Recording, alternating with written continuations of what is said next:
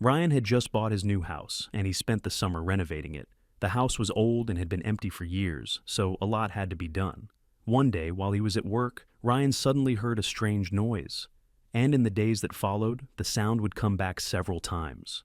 Ryan had no idea what was going on, and he started having all kinds of crazy theories. But it wasn't until he broke open his ceiling that he discovered what had caused the noise. Ryan stood completely still, holding his breath and not making a single sound. He had heard this sound before, and he had always thought he had imagined it. But now he knew for sure that it wasn't. He just had no idea where this sound was coming from. He mustered up all his courage and searched every room of the house. Carefully, he walked from room to room, opening every closet, looking under every bed, and looking behind every door. But he found nothing. He didn't understand how this was possible. The sound did come from inside the house. Finally, he realized that the sound was coming from the ceiling. He grabbed a hammer and started breaking it open, not knowing what to expect. But when he finally looked inside, he was completely shocked. What made those sounds? And who or what did Ryan find in his ceiling? Ryan had a little break and enjoyed the sun in his beautiful new garden. He was having lunch and listening to music to get some rest and fresh air. He had been working indoors all day and needed a break. He had just moved into his new home and still had a lot of work to do. He wasn't necessarily looking for a new home, but when he saw the advertisement for this house, he immediately knew this was a once-in-a-lifetime opportunity. The house was huge. It had a nice, spacious garden and a large terrace. And the location was perfect, too. It was in a rural suburb near a forest and a lake. Ryan saw himself living here until he was old. It was the kind of house he had always dreamed of. And luckily for him, the price was incredibly low. This house was quite old and had been empty for years. A lot had to be done before anyone could live in it again, but for Ryan that was no problem at all. He even thought it was a good idea to renovate it. This way, he could make everything exactly the way he wanted. And so, he had bought the house and had been working on it for a while. It was progressing, albeit very slowly. Ryan loved doing everything himself, so it took a little longer to get things done. But he didn't mind at all.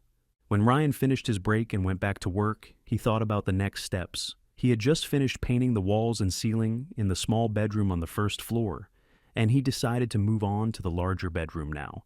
Just as he was moving all his equipment to the other room, he thought he heard something. He froze for a moment and listened carefully, but the sound had already stopped. He thought he had probably imagined it and went back to work. It was a beautiful day, and he really enjoyed working on his new home. But it didn't take long for him to be interrupted again. He had heard something again, and to his surprise, it was the same stomping sound he had heard earlier that day. He was sure now that he wasn't imagining it. The sounds were real, but he couldn't figure out where they came from. He lived alone, so it couldn't be anyone in the house. Ryan assumed it must be coming from outside, but the sound was only there for a few seconds before it stopped again. He didn't have enough time to determine where it came from, or even what it was. He decided to just let it go. It was probably a bird or some other animal. He continued to work and didn't hear any strange noises for the rest of the day. He was convinced that it had been nothing, and he was still unaware of the shocking events that would soon follow. The next day, Ryan got up early. He went to a hardware store to buy some more tools and supplies he needed, and as soon as he got home, he started working on them. Hours passed, and he focused on his work, lost in thought, dreaming of what the house would look like when he finally finished it. Everything went perfectly, and Ryan was very pleased with the progress he had made that day. He was starting to get tired and decided that he was going to get some rest soon when suddenly something happened. Ryan couldn't believe it. Maybe he was going crazy after all. He heard exactly the same sound as yesterday. It sounded like it was coming from somewhere above him.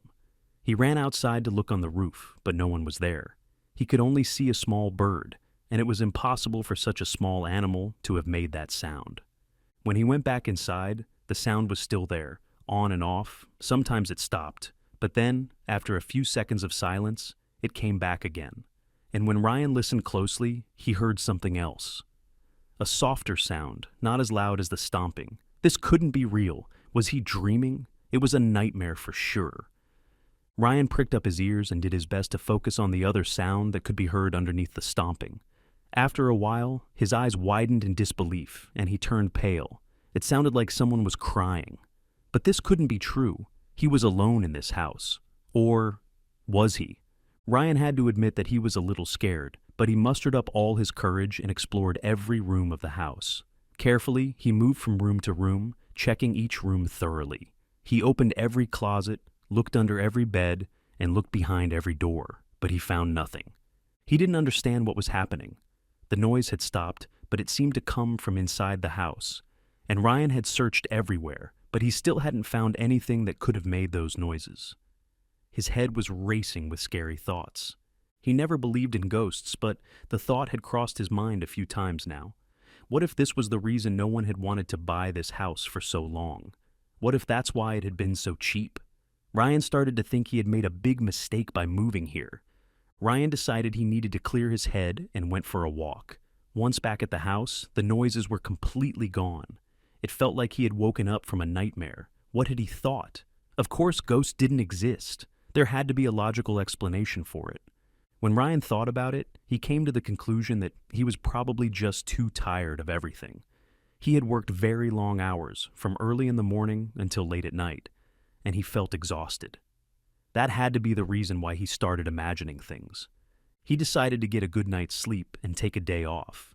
Yes, that would mean falling behind schedule, but it was a sacrifice he was willing to make.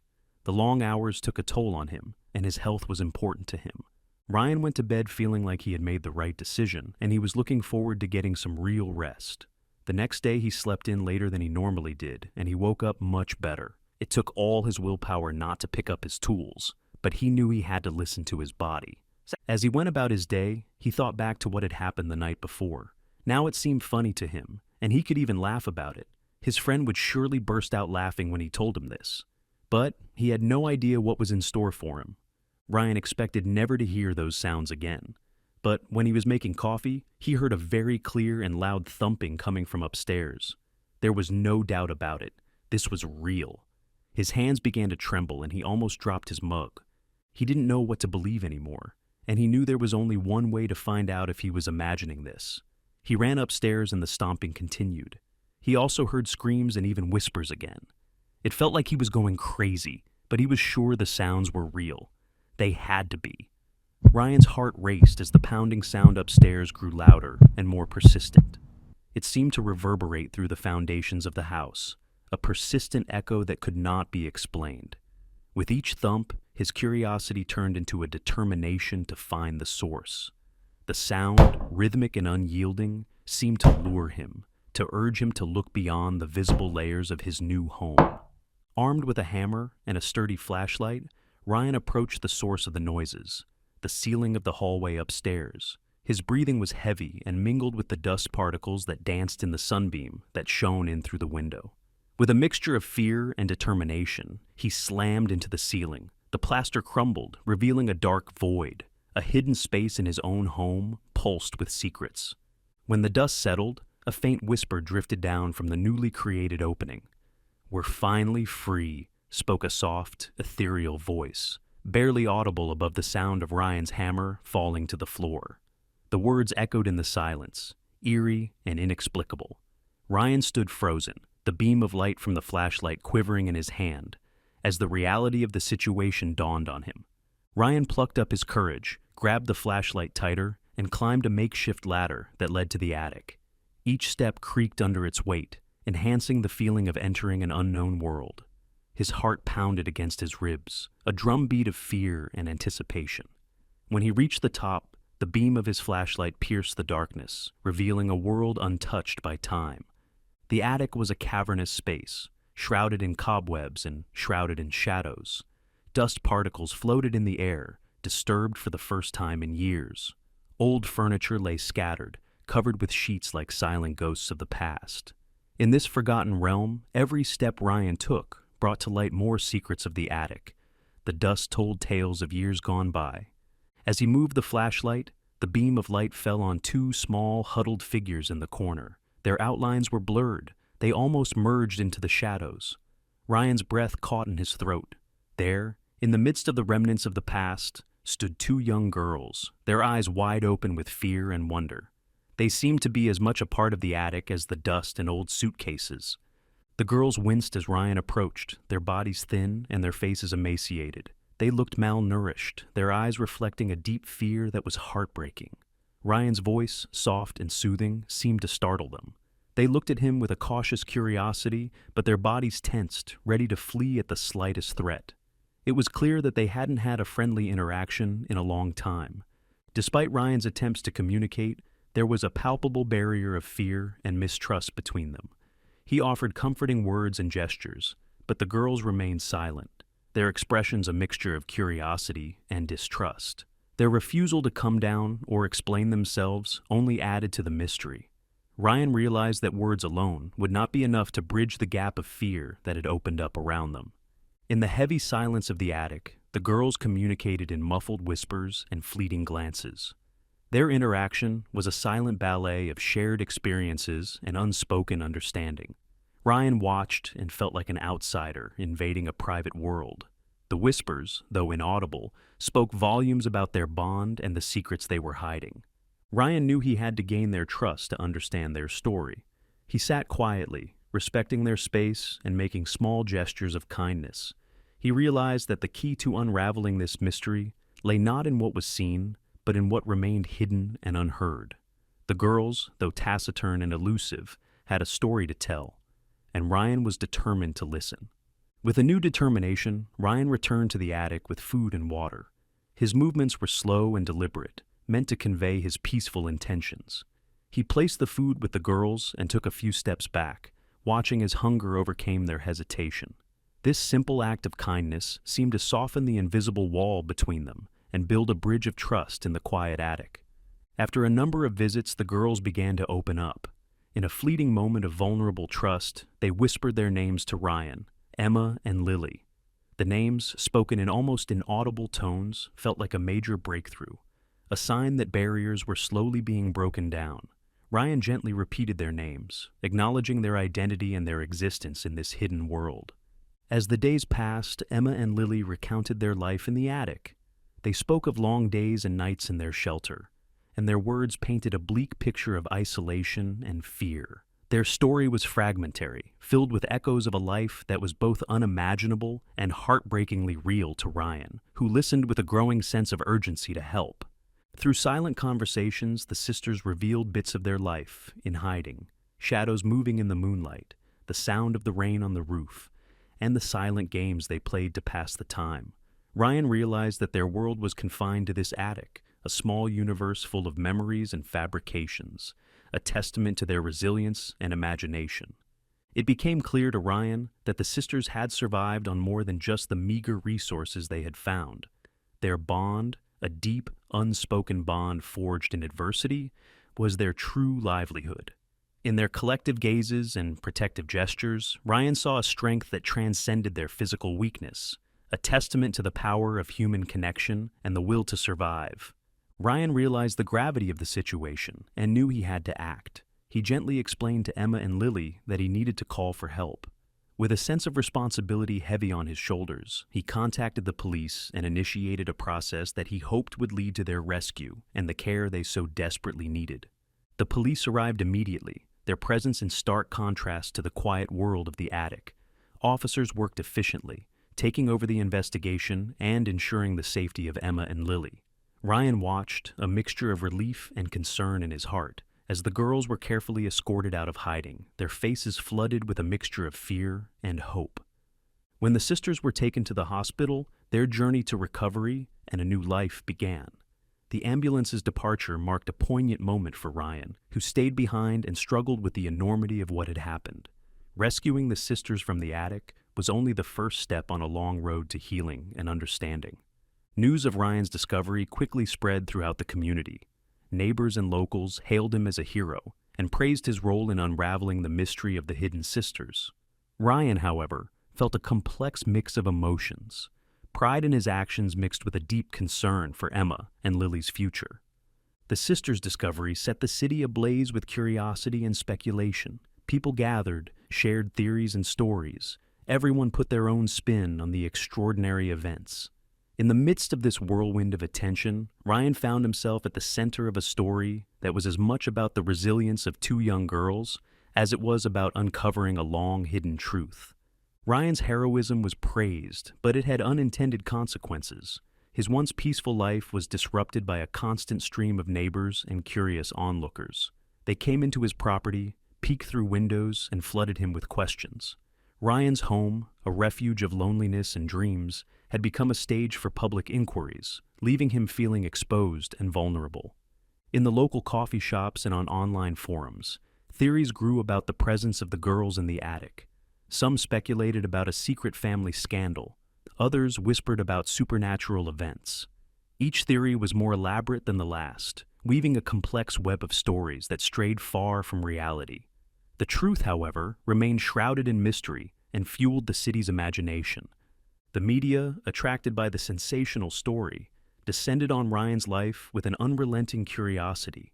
Journalists camped out in front of his door, their cameras and microphones penetrating his every move. Interviews, requests for comment, and flashing cameras became a daily nuisance, disrupting Ryan's attempt to return to business as usual. The quiet life he once knew seemed a distant memory in the midst of this incessant attention. In the midst of the chaos, Ryan longed for the mundane routines of his past life.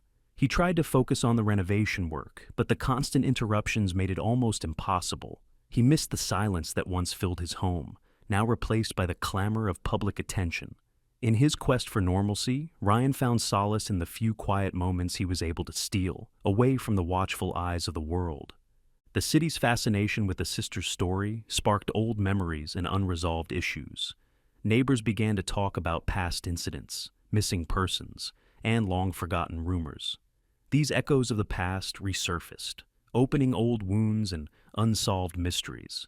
The community, once united in its quaint charm, was now facing the shadows of its history.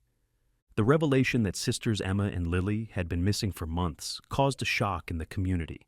Their disappearance, a case that had fallen into oblivion, was now the center of everyone's attention.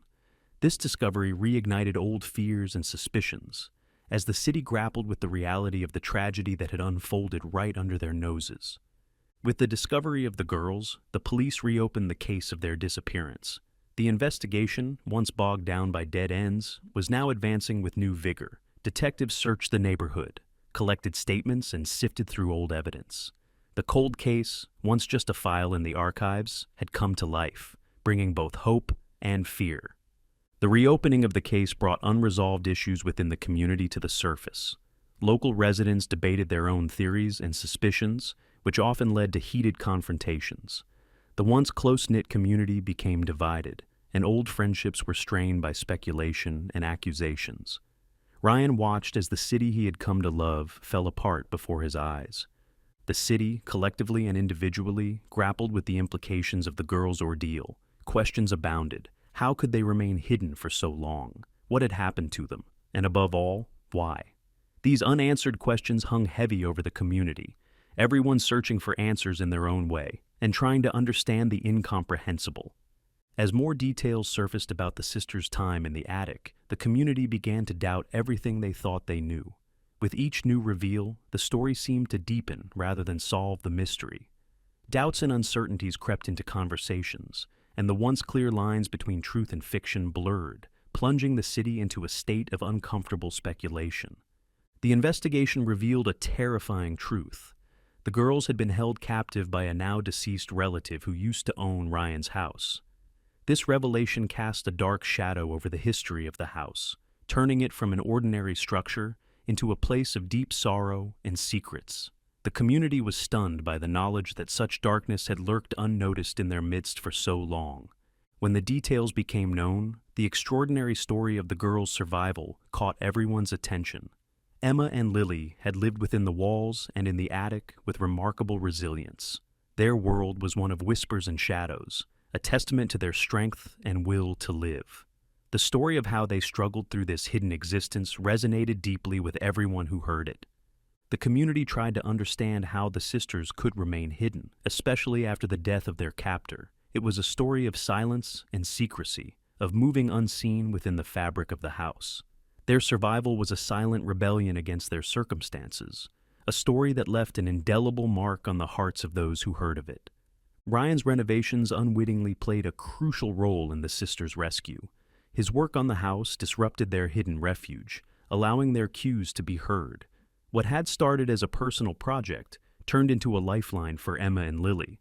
Ryan's actions, though unintentional, were hailed as instrumental in ending the sisters' years of silent suffering. The realization that their captor was gone long before they were discovered shocked both the community and the sisters. It brought a mix of relief and fear, raising questions about the nature of fear and the shadows it casts. This new insight led to a collective introspection, challenging long-held beliefs about safety and the unknown. The truth about the house and the sisters' story, no matter how harrowing, became a catalyst for healing. The community, once divided by suspicion and rumors, began to come together in empathy and support. People offered help and kind words and tried to patch up the cracks that the disclosure had caused. It was a slow process, but one with hope for reconciliation. In an act of redemption and unity, Ryan invited the community to participate in the final stages of the home's renovation. It became a collaborative effort, a symbol of the community coming together to right the wrongs of the past. Every nail that was driven and every wall that was painted served as a small step toward healing the scars left by the house's dark past. The house, once a symbol of fear and sadness, began to transform.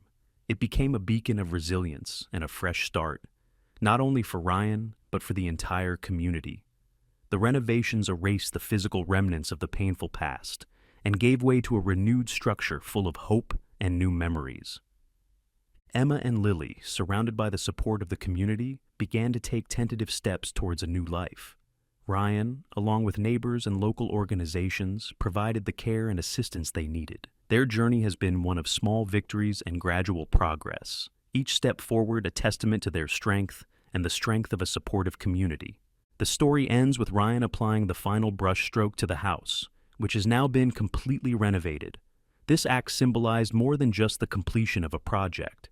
It marked the beginning of a new chapter for everyone involved. The house stood as a testament to hope, resilience, and the transformative power of compassion, a beacon that shines brightly in a community that is united and healed.